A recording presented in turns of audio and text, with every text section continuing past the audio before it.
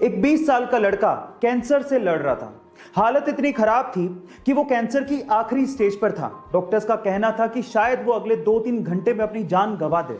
उसकी आखिरी इच्छा क्या थी पता है? उसकी आखिरी इच्छा ये थी कि वो प्रभास यानी कि बाहुबली से मिलना चाहता था। वो प्रभास का बहुत बड़ा फैन था।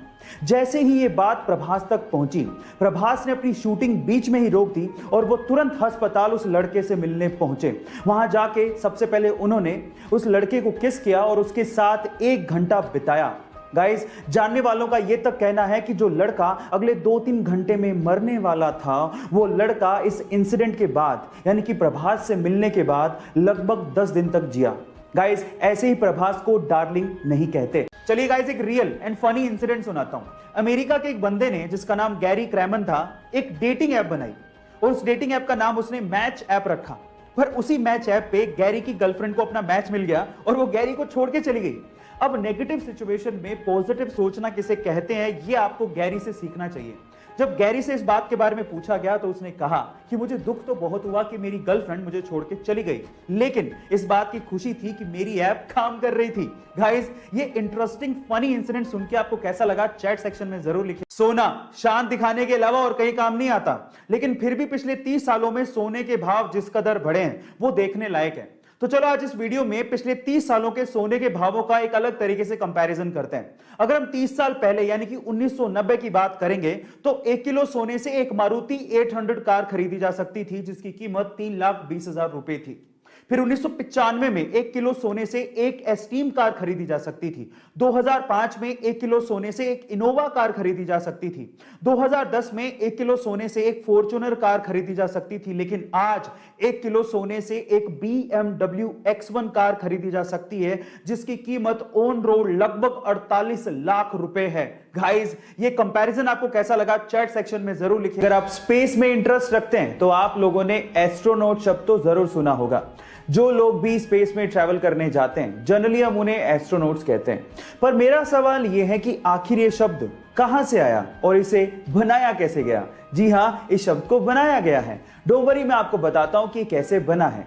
एक्चुअली एस्ट्रोनॉट शब्द 2 ग्रीक शब्दों से मिलकर बना है। एक है एस्ट्रो, दूसरा है नॉट। एस्ट्रो का मतलब ग्रीक में होता है स्टार और नोट का मतलब ग्रीक में होता है सेलर। मतलब एस्ट्रोनॉट मींस स्टार सेलर।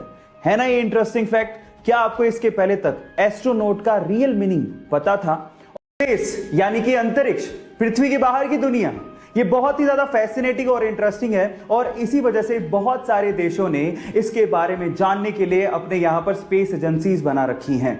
लेकिन अगर मैं आपसे सवाल पूछूं कि पूरी ही दुनिया की टॉप 5 स्पेस एजेंसीज कौन सी हैं, तो आप लोग क्या जवाब देंगे? डोंट वरी, मैं आपको बताता हूं। Let's find out the top 5 space agencies in the world. Number 5 हमारी इंडिया की इसरो।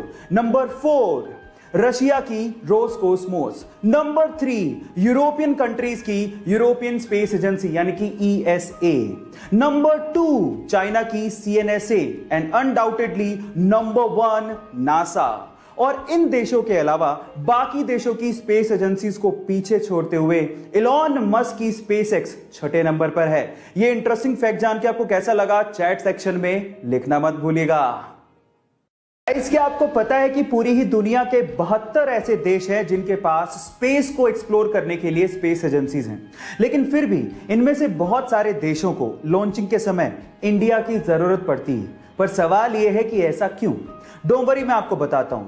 भले ही पूरी दुनिया में 72 देशों के पास स्पेस एजेंसीज हों, लेकिन इनमें से सिर्फ 14 ही देश ऐसे हैं जिनके पास लॉन्चिंग कैपेबिलिटीज हैं और उनमें से भी भारत एक ऐसा देश है जिसके पास बेहतरीन और किफायती लॉन्चिंग व्हीकल्स हैं।